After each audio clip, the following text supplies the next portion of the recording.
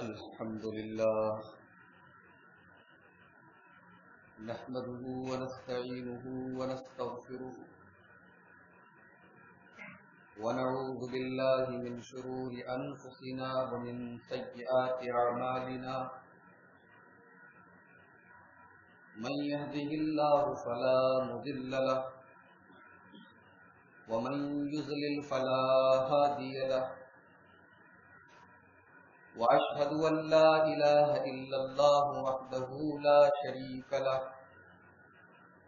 وأشهد أن محمدا عبده ورسوله يا أيها الذين آمنوا اتقوا الله حق تقاته ولا تموتن إلا وأنتم مسلمون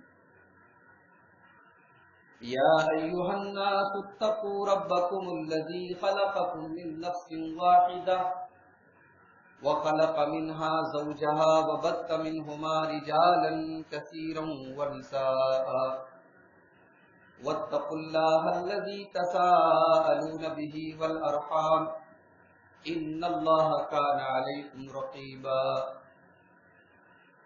يا أيها الذين آمنوا اتقوا الله وقولوا قولا سديدا يصلح لكم أعمالكم ويغفر لكم ذنوبكم ومن يطع الله ورسوله فقد فاز فوزا عظيما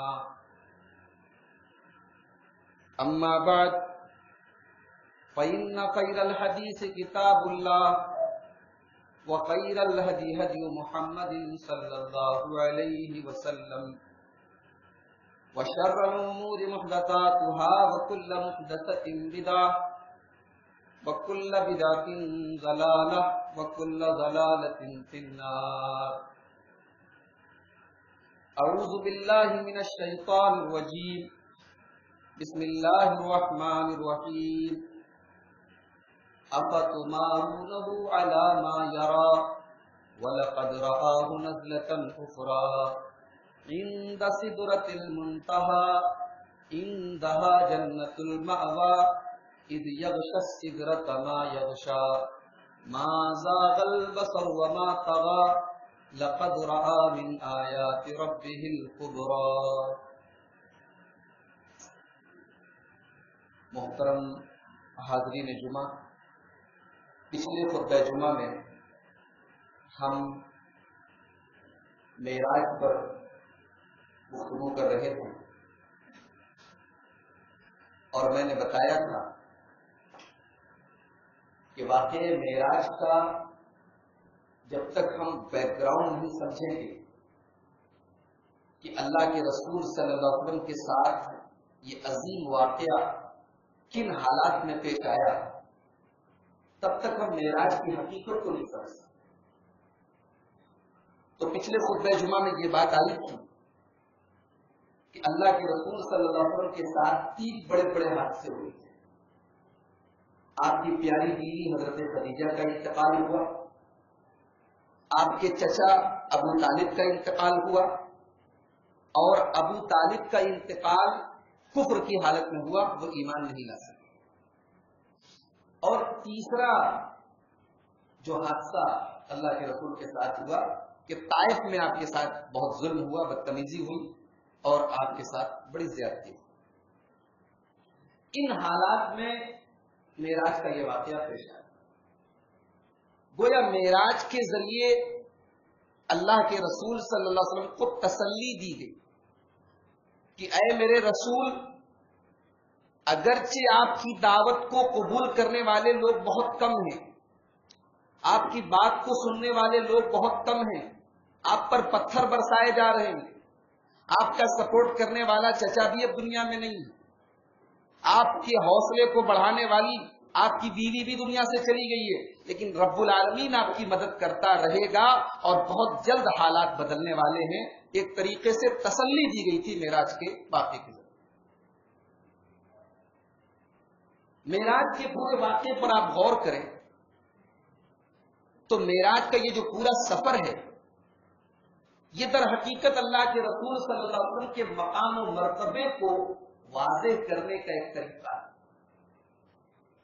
یعنی آپ غور کریں کہ اللہ کے رسول بیت المقدس میں تمام نبیوں کی امامت کرا رہے ہیں، اس سے بڑا مقام آپ کو اور کیا چاہیے؟ براق نام کی وہ سواری جس کے بارے میں اللہ کے نبی فرماتے ہیں کہ وہ ایک قدم وہاں تک رکھتی ہے جہاں تک انسان کی نگاہ جاتی ہے، اس براق نام کی عظیم سواری پر اللہ کے پیارے رسول کو سوار کیا ہے۔ تمام ساتوں آسمان پر جو ہے، ہر آسمان پر الگ الگ نبی آپ سے ملتے ہیں اور آپ کو مبارکباد دیتے ہیں، آپ کے لیے دعائیں کرتے ہیں۔ پھر اس کے آگے سدرۃ المنتہا نام کی ایک جگہ آتی ہے جہاں حضرت جبریل علیہ السلام بھی کہتے ہیں کہ یہاں میری حد ختم ہو جاتی ہے، اس کے آگے میں بھی نہیں جاتا۔ اللہ کے پیارے نبی اس مقام سے بھی آگے جاتے ہیں، اور پھر اس کے بعد اللہ تبارک و تعالیٰ اپنے نبی سے بغیر کسی واسطے کے ڈائریکٹ کلام کرتا ہے۔ یہ تمام باتیں میرے پیارے بھائیوں، یہ اللہ کے رسول کے مقام اور مرتبے کو بیان نہیں کرنا ہے، تو یہ معراج کا دوسرا سبق ہے کہ اللہ کے رسول کا مقام اور مرتبہ واضح کیا گیا ہے، اور یہ بتایا گیا ہے کہ یہ تمام نبیوں کے امام ہیں، تمام نبیوں کے سردار۔ معراج کے اس واقعے میں تیسرا سبق جو ہمیں اور آپ کو دیا گیا ہے کہ اللہ کے رسول کی امت کو بہت ساری چیزوں کی تعلیم دی گئی ہے، بہت ساری چیزیں سکھائی گئی۔ اگر معراج کا واقعہ پیش نہ آتا تو ہمیں کیسے پتا چلتا کہ براق کس کو بولتے ہیں؟ ہمیں کیسے پتا چلتا کہ ساتوں آسمان پر اجازت لینے کا کیا سسٹم ہے؟ ہمیں کیسے پتا چلتا کہ سدرۃ المنتہا کیسی چیز ہے؟ ہمیں کیسے معلوم ہوتا کہ بیت المعمور کس کو بولتے ہیں؟ تو معراج کے اس سفر میں اللہ کے رسول نے ایک ایک چیز کو کھول کے بیان کیا، بہت ساری چیزوں کو اپنی امت کو سکھایا ہے، بہت ساری چیزوں کی تعلیم دی۔ اسی سفر میں اللہ کے رسول نے حضرت بلال کے قدموں کی آہٹ سنی تھی۔ جب اللہ کے رسول دنیا میں آئے، معراج کے سفر سے واپس آئے اور صحابہ کرام کے سامنے آپ نے معراج کا واقعہ بیان کیا، تو آپ نے حضرت بلال سے کہا کہ بلال کیا بات ہے، میں نے تمہارے قدموں کی آہٹ سنی جنت میں۔ حضرت بلال جواب دیتے ہیں، اللہ کے نبی، مجھے تو نہیں پتا کہ میرے اندر کوئی ایسی خاص بات ہے، میں نہیں جانتا کہ آپ نے کیوں مجھے جنت میں میرے قدموں کی آہٹ سنی ہے، لیکن اے اللہ کے نبی، میں نے ایک عادت بنائی، ایک معمول بنایا ہے، میں کبھی بھی بغیر وضو کے نہیں رہتا ہوں۔ جیسے ہی میرا وضو ٹوٹ جاتا ہے، میں پیشاب و پاخانہ کی ضرورت مجھے پیش آتی ہے، میں فوراً وضو کرتا ہوں، اور وضو کرنے کے بعد میں 2 رکعت نماز ادا کرتا ہوں، میں تحیۃ الوضو ادا کرتا ہوں۔ اللہ کے پیارے نبی نے فرمایا کہ اے بلال، تمہارا جو یہ مقام اور مرتبہ ہے، یہ اسی نماز اور اسی حالت وضو میں رہنے کا نتیجہ ہے۔ غور کیجیے میرے بھائیوں، یہ سبق ہمیں کہاں سے ملا؟ معراج سے ملا۔ معراج ہی کے موقع پر اللہ تبارک و تعالی نے اپنے نبی کے اوپر نماز فرض کی۔ معراج ہی کے موقع پر اللہ تبارک و تعالی نے اپنے نبی کو سورہ بقرہ کی آخری 2 آیتیں دی۔ پورا قرآن تو حضرت جبریل کے ذریعے اترا، لیکن سورہ بقرہ کی آخر کی جو 2 آیتیں ہیں، آمن الرسول سے لے کر آخر تک، ان دونوں آیتوں کا یہ مقام اور مرتبہ ہے کہ معراج کے موقع پر اللہ کے رسول کو یہ دونوں آیتیں دی۔ تو یہ تمام چیزیں ہمیں معراج میں سکھائی گئی۔ یہ معراج کا ایک بہت بڑا سبق ہونے والا۔ معراج کا ایک سبق یہ بھی تھا کہ جو کمزور ایمان والے تھے، جو ابھی نئے نئے ایمان لائے تھے، ان کے ایمان کو پرکھنا بھی تھا کہ دیکھیں یہ اللہ کے رسول کی اس بات کو مانتے ہیں کہ نہیں مانتے۔ کوئی بہت آسانی سے ماننے والی بات نہیں۔ یہی وجہ ہے کہ جب اللہ کے رسول صلی اللہ علیہ وسلم نے معراج کے سفر سے آنے کے بعد اپنا یہ واقعہ بیان کیا تو مکے کے کافر دوڑے دوڑے سب سے پہلے حضرت ابو بکر کے پاس آئے۔ کہا اے ابو بکر، آج تو تمہارے ساتھی محمد نے ایک ایسی بات کہی ہے کہ اگر تم بھی سن لو گے تو جھوٹا قرار دو گے، انہیں جھوٹا مانو گے۔ کہا کیا کہا ہے؟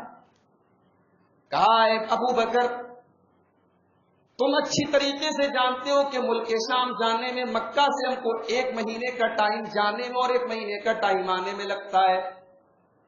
تمہارے رسول، تمہارے ساتھی محمد رسول اللہ کا یہ کہنا ہے کہ وہ راتوں رات مسجد حرام سے یعنی مکہ سے وہ بیت المقدس بھی گئے اور ساتواں آسمانوں کی سیر کر کے رات ہی میں واپس چلے آئے. اے ابو بکر، اب تو تمہیں بھی یہ ماننا پڑے گا کہ تمہارے یہ نبی بہت الٹی سیدھی باتیں کرتے ہیں، تمہیں بھی یہ تسلیم کرنا پڑے گا کہ ان کی یہ بات غلط ہے. حضرت ابو بکر کہتے ہیں، لوگوں، میرا نبی روزانہ مجھے اس بات کی خبر دیتا ہے، میرا نبی جب روزانہ مجھے یہ بتاتا ہے کہ صبح شام میرے پاس فرشتہ آتا ہے، جب میں صبح شام روزانہ اپنے نبی کے پاس فرشتے آنے کی بات کو مانتا ہوں تو یہ کون سی بڑی بات ہے؟ اگر میرے رسول نے، اگر میرے نبی نے یہ بات کہی ہے تو اے لوگوں، میں بغیر سنے بغیر تحقیق کیے کہتا ہوں کہ اگر میرے نبی نے کہی ہے تو بالکل سچ کہا ہے، بالکل حق کہا ہے. اسی دن سے حضرت ابو بکر صدیق رضی اللہ تعالیٰ کا لقب صدیق پڑا. تو معاملہ صرف حضرت ابو بکر کا نہیں تھا. یہ واقعہ بیان کرنے کے بعد بہت سارے لوگوں کی ایمان کی آزمائش تھی کہ دیکھیں کہ ان کا ری ایکشن کیا ہوتا. مکہ کے کافروں نے تو فوراً جھٹلا دیا، کہا کہ تم کو مذاق کر رہے ہو، الٹی سیدھی بات کر رہے ہو، یہ کہاں سے پاسبل ہے، کہاں سے ممکن. اور انہوں نے اللہ کے رسول کو جھوٹا ثابت کرنے کے لیے ایک پیترا کھیلا. پیترا کیا کھیلا؟ انہوں نے کہا اچھا ٹھیک ہے، تم کہتے ہو ہم بیت المقدس گئے، چلو ہمارے ایک سوال کا جواب. تم بیت المقدس گئے ہو، بتاؤ کہ بیت المقدس کے اندر کتنے کھمبے ہیں، بتاؤ بیت المقدس میں کتنے روشن دان ہیں، کتنی کھڑکیاں ہیں، پچھم طرف کیا ہے، پورب طرف کیا ہے، اتر طرف کیا ہے، دکن طرف کیا ہے. اتنے سوالات. اللہ کے رسول پریشان. آپ بیت المقدس پہلی بار گئے تھے اور وہاں پر آپ نے 2 رکعت نماز پڑھائی تھی، نبیوں کی امامت کرائی تھی، اس سے زیادہ آپ نے وہاں پر کوئی ٹائم نہیں گزارا. جب کوئی آدمی کہیں سیر کرنے کے لیے جاتا ہے، کہیں گھومنے کے لیے جاتا ہے تو وہ ایک ایک چیز کو غور سے دیکھتا ہے. وہاں مقصد کچھ اور ہے، وہاں مشن کچھ اور ہے. اور یہاں سوال کیا کیا جا رہا ہے؟ کھمبے کتنے ہیں، کھڑکیاں کتنی ہیں، دروازے. صحیح مسلم کی روایت ہے، اللہ کے رسول کہتے ہیں فقرب کو معلوم اقرب نصف. مجھے اتنی تکلیف ہوئی، اتنی تکلیف ہوئی کہ اتنی تکلیف کبھی نہیں، اتنی تکلیف مجھے کبھی نہیں ہوئی جتنی آج ہو رہی تھی. یہ احساس ہو رہا تھا کہ میں ان کے سامنے جھوٹا ثابت ہو رہا ہوں، ان کے سوالوں کا جواب میں نہیں دے پاؤں گا. یہ تو سچ ہے کہ میں بیت المقدس گیا، لیکن یہ میں کیسے بتاؤں کہ بیت المقدس میں کتنے کھمبے، میں نے کھمبے تو نہیں گنے. یہ میں کیسے بتاؤں کہ بیت المقدس میں کتنی کھڑکیاں، میں نے کھڑکیاں تو نہیں گنی. اللہ کے نبی پریشان ہو جاتے ہیں اور مسلم کے الفاظ ہیں، آپ کہتے ہیں میں اتنا پریشان ہو گیا کہ اتنا پریشان کبھی نہیں. اللہ تبارک و تعالیٰ نے اپنے نبی کی مدد فرمائی اور صحیح مسلم کے الفاظ اللہ کے نبی فرماتے ہیں اللہ تبارک و تعالیٰ نے بیت المقدس کو میرے سامنے لا کر رکھ دیا. بیت المقدس کی پوری تصویر میرے سامنے لا کر رکھ دی. فما یسألونی عن شیء، وہ لوگ جو سوال کرتے چلے جاتے تھے، اللہ تبارک و تعالیٰ بیت المقدس کا وہ پورشن میرے سامنے لا کر رکھ دیتا تھا. وہ پوچھتے تھے کہ بیت المقدس کے پچھم طرف کیا ہے، تو اللہ تبارک و تعالیٰ بیت المقدس کے پچھم طرف کا حصہ میرے سامنے لا کر رکھ دیتا تھا. وہ پوچھتے تھے پورب کی سائڈ میں کیا ہے، تو پورب کی طرف کا حصہ اللہ تبارک و تعالیٰ رکھ دیتا تھا. جو سوال کرتے تھے وہ چیز میرے سامنے اللہ تبارک و تعالیٰ رکھ. تو یہ ہے معراج کا واقعہ. اب میں چاہتا ہوں، معراج کے اوپر بڑی لمبی لمبی حدیثیں ہیں، میں ایک حدیث آپ کو سنا دیتا ہوں. امام مسلم رحمۃ اللہ علیہ کتاب الایمان کے اندر یہ حدیث لائے ہیں. اگر آپ مسلم شریف کھولیں گے کتاب الایمان تو 167 نمبر پر آپ کو یہ حدیث مل جائے گی. حدیث کے راوی حضرت انس بن مالک رضی اللہ تعالیٰ عنہ کہتے ہیں کہ اللہ کے رسول صلی اللہ علیہ وسلم نے فرمایا. اب یہ حدیث اگر آپ سن لیں، اس کو سمجھ لیں، تو معراج کی اس پورے سفر کی ایک ہلکی سی تفصیل آپ کے سامنے آ جائے. اللہ کے رسول فرماتے ہیں اتیت بالبراق، میرے پاس براق لایا گیا. براق کو عوام میں براق کہا جاتا ہے. وہ براق نہیں ہے، براق ہے. براق، براق کا نام براق کیوں پڑا؟ عربی زبان میں بجلی کو برق کہا جاتا ہے، تو چونکہ اس کی اسپیڈ بہت زیادہ ہے اس لیے اس کا نام براق پڑا کہ بجلی کی جیسی اسپیڈ ہے. اور اسی طریقے سے عربی زبان میں بریقۃ کا مطلب ہوتا ہے چمک. क्योंकि बहुत चमकदार वो जानवर था, इसलिए उसका नाम बुराक था। फिर अल्लाह के रसूल उसकी तफसील बताते हैं। ये जो बुराक नाम का जानवर लाया गया, ये सफेद कलर का था, तवील लंबा था, और फौकल हिमारी वदूनल बगली, उसकी हाइट जो है वो गधे से थोड़ी ऊंची और खच्चर से थोड़ी ऊंची। फरकीब तो मैं सवार हुआ, हत्ता अतई तो बिल बैतुल मक़दिस, बुराक के ऊपर सवार होके मैं बैतुल मुक़द्दस आया। बैतुल मुक़द्दस के बाहर एक जगह थी, सारे नबी अपनी सवारियों को उसी में बांधा करते थे। हल्का था, एक खुंटा था, खुंटा, तमाम अंबिया किराम अपनी सवारियों को वही बांधा करते थे। अल्लाह के रसूल ने फरमाया कि मैंने बुराक को वही कर। उसके बाद मैं बैतुल मुक़द्दस के अंदर दाखिल हुआ और वहां मैंने 2 रकात नमाज पढ़ी। यहां पढ़ने का जिक्र है, लेकिन मुस्लिम शरीफ की दूसरी हदीस में पढ़ाने का जिक्र है, और उसमें यह भी जिक्र है कि तमाम अंबिया किराम मौजूद थे। गोया अल्लाह के रसूल ने तमाम नबियों की इमामत कराई। अब यहां पर एक सवाल पैदा हो सकता है कि जब सारे अंबिया किराम का इंतकाल हो चुका है, तो वो सारे के सारे नबी बैतुल मुक़द्दस में कैसे जमा हो गए? ये कोई इम्पॉसिबल बात नहीं। अल्लाह तबारक व तआला हर चीज पर कादिर है। अपने नबी के मकाम और मर्तबे को वाज़ेह करने के लिए अल्लाह ताला ने तमाम नबियों की रूहों को वहां पर इकट्ठा कर दिया, कोई मुश्किल बात नहीं। लेकिन बहरहाल ये बात साबित है, सही मुस्लिम की हदीस है कि आपने तमाम नबियों की इमामत कराई। उसके बाद अल्लाह के नबी कहते हैं कि जिब्रील मुझे आगे लेकर चले। पहले आसमान पर पहुंचे, और पहले आसमान पर पहुंचने के बाद दरवाजा खुलवाया। फस्तफ्तहल बाब, दरवाजा खुलवाया। अंदर से आवाज आई, मन अंता, कौन है आप? अब जाहिर सी बात है कि जिब्रील अलैहिस्सलाम कोई नए आदमी तो नहीं, रोजाना आना जाना है, लेकिन वो नाम लेते हैं, जिब्रील हूं।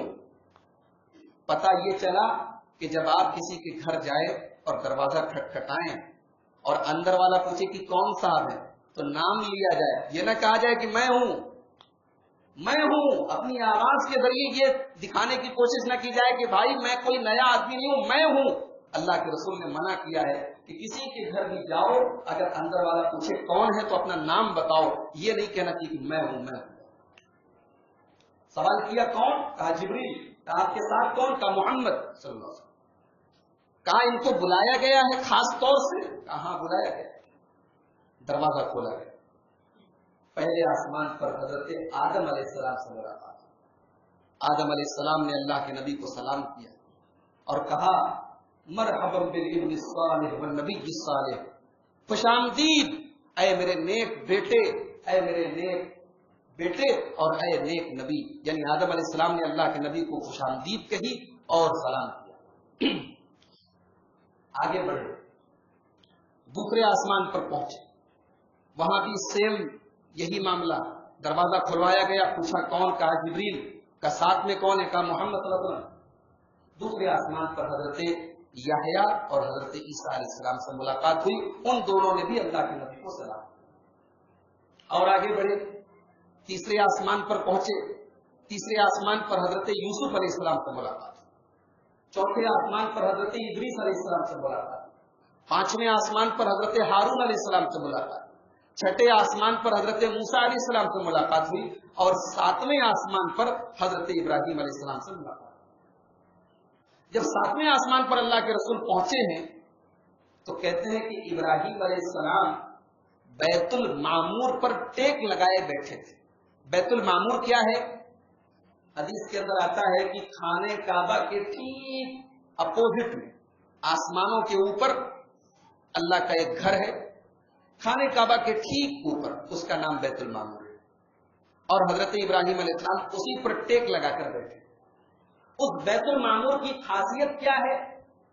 जिस तरीके से दुनिया में खाने काबा कभी भी तवाफ करने वालों से खाली नहीं रहता, कभी भी नमाज पढ़ने वालों से खाली नहीं रहता, तो आसमान पर वो जो बैतुल मामूर है उसकी खास बात क्या है? अल्लाह के नबी फरमाते हैं यदखुलहु सबऊन अल्फ मलिकन, 70,000 फरिश्ते, 70,000 फरिश्ते हर वक्त उसके अंदर दाखिल हो।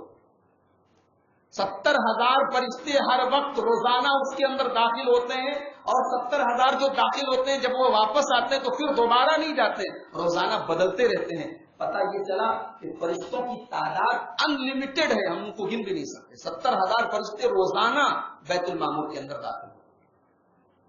उसके बाद अल्लाह के रसूल फरमाते हैं कि सिदरतुल मुंतहा तक पहुंचे। सिदरतुल मुंतहा क्या चीज है? अरबी जुबान में बेरी के दरख्त को सिदरा कहा जाता है। हमारे यहाँ जब मुर्गे को नहलाया जाता है तो बेरी की पत्तियां भी पानी में डाली जाती है, हदीस से साबित भी है। लेकिन कब्र के अंदर बेरी की पत्तियां डालना साबित नहीं है, बहुत सारे लोग कब्र के अंदर भी डालते हैं।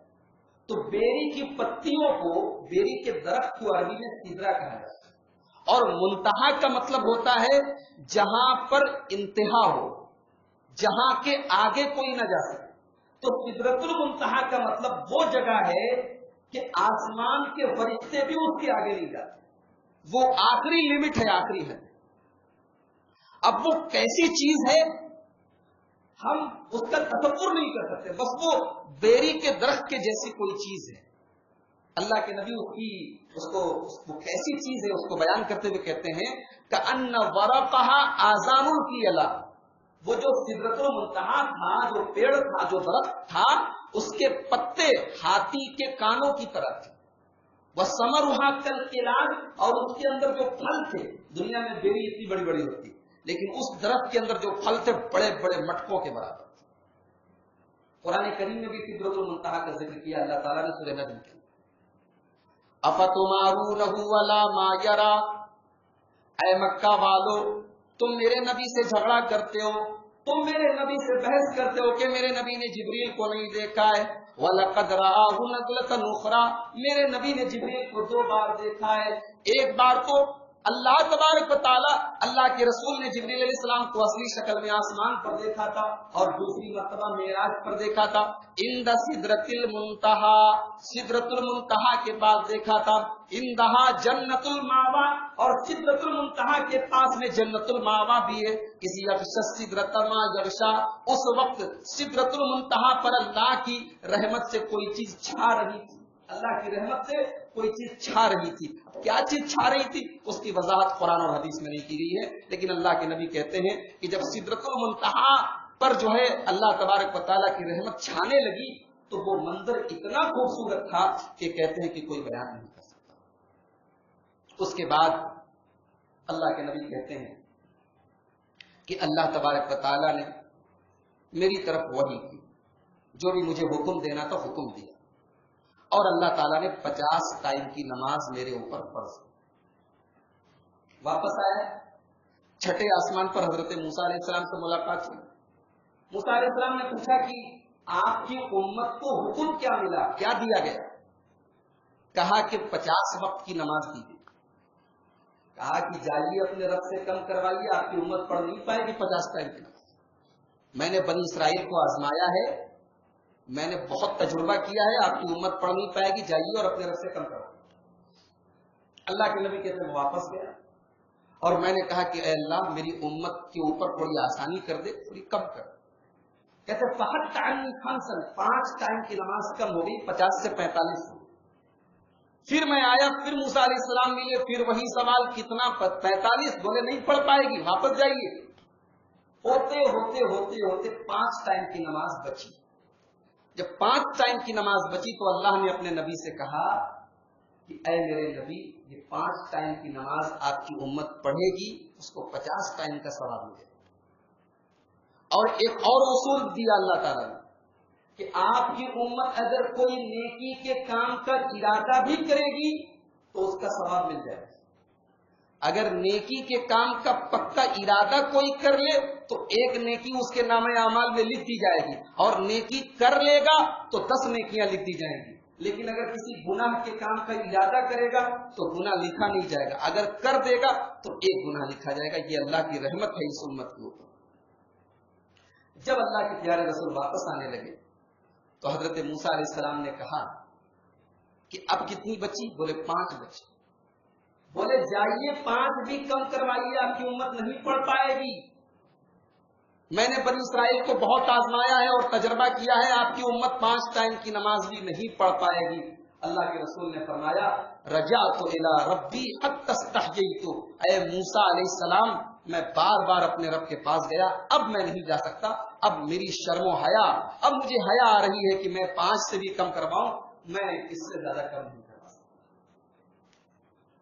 اس واقعے سے ایک طرف تو یہ ثابت ہوا کہ اللہ کے نبی اپنی امت کی آسانی کے لیے کتنے پریشان ہیں۔ بھئی آپ کو کیا پڑی تھی؟ آپ 50 ٹائم کی نماز اللہ کے نبی کو پڑھنا ہوتا تو آپ پڑھ سکتے تھے، لیکن معاملہ امت کا تھا، اپنی امت سے اتنی محبت تھی اللہ کے پیارے نبی کو کیا بار بار آئے گئے، جہاں تک ہو سکا اپنی امت کے لیے آسان کر۔ اور دوسری بات یہ پتہ چلی کہ موسیٰ علیہ السلام کا تجربہ کتنا بہترین تھا کہ انہوں نے جو بات کہی تھی 100% آج وہ بات صادق آ رہی ہے کہ آج مسجد تو بنا لی شب بھر میں، ایمان کی حرارت والوں نے، من اپنا پرانا پاپی تھا، برسوں میں نمازی بن نہ سکا، 5 ٹائم کی نماز بھی آج اس امت کے لیے بھاری۔ وہ نماز جسے اللہ کے نبی نے اپنی آنکھوں کی ٹھنڈک کہا، وہ نماز جسے اللہ کے نبی نے اپنے آخری ٹائم میں انتقال کے تھوڑی دیر پہلے، حضرت عائشہ کہتی ہے کہ میں نے کان لگا کے سنا تو اللہ کے نبی کی زبان سے نکل رہا تھا الصلاۃ الصلاۃ، اے میری امت کے لوگوں نماز کی پابندی کرنا، نماز مت چھوڑو۔ وہ نماز کہ روزہ جبریل کے ذریعے فرض ہوا، زکوٰۃ جبریل کے ذریعے فرض ہوئی، حج جبریل کے ذریعے آیا، لیکن نماز اللہ تبارک و تعالیٰ نے ڈائریکٹ اپنے نبی کو دی ہے، بلا واسطہ اپنے نبی کو نماز دی ہے، اور تمام عبادتیں زمین کے اوپر فرض ہوئی ہیں لیکن نماز آسمان کے اوپر فرض ہوئی ہے۔ وہ 5 ٹائم کی نماز بھی آج کے مسلمان کے لیے بھاری ہے، 5 ٹائم کی نماز بھی مسلمان پابندی سے نہیں پڑھتا۔ اللہ ہم سب کو نماز کی پابندی کرنے کی توفیق عطا فرمائے۔ تو یہ معراج کی وہ لمبی حدیث ہے جو میں نے آپ کے سامنے پڑھی۔